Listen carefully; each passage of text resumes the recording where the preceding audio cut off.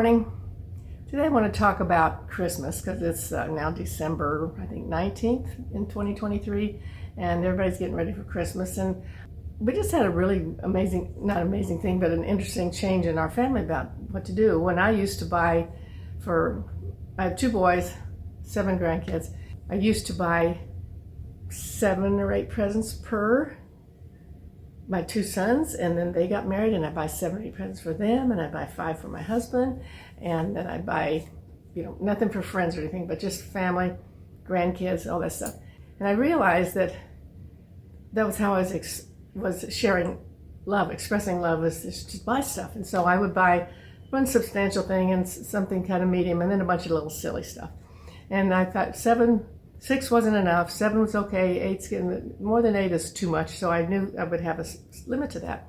Well, then one day my sons who were married, Danny came to me and said that they didn't need more stuff because her family, Katie's family, also gives them a whole bunch of stuff, so they leave Christmas with a whole truckload of stuff, and they don't even need anything.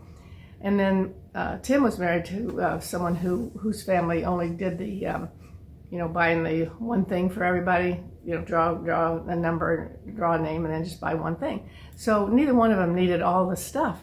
And it was the most wonderful relief to me for Christmas that you didn't have to do all that stuff. That's 28 presents just for my kids and their wives. 28 that I didn't have to buy, 5 for my husband. And in our situation, I say to my kids, don't buy us anything. If we want something, we go get it. And so I really have relieved them of all of the stress of having to think of something to get me for birthday, Mother's Day, Christmas. Anytime you get a gift, don't even do it. I just love that they'll spend some time with us, and that to me, that's the biggest gift. And so it's really, really simplified Christmas. It's just no big deal. We only get stuff for the grandkids until they get to about 21, and then you're adult now, then you just give them money.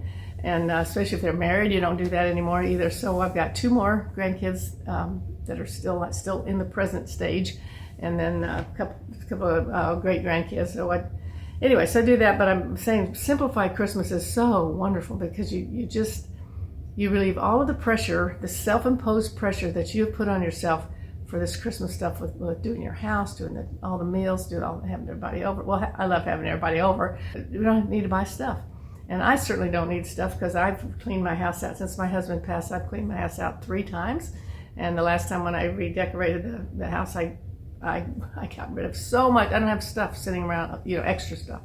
So I certainly don't need any more. So it's been a wonderful, wonderful shift for that, and for me to have shifted into that. And I only did it because the kids said they didn't need it.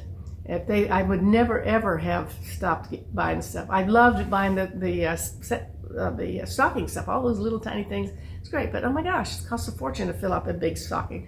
So we cut that out years ago, and then for them to come to me and say they didn't need stuff, that was good. I would never have done it to them and saying, okay, I'm done with this. They said they were done with it, so that gave me permission to let go of it. I'm hoping that you maybe can have a calm Christmas time with not a lot of stress every year, freaking out and spending a lot of money. And anyway, so I'm just telling you, it's a really nice decision to make, is to simplify all that.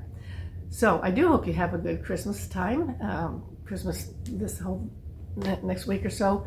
Have a good time and can be with some friends and family. Just enjoy who you're with. It's really that's the biggest treat to me. Merry Christmas, and I'll see you next week. Bye.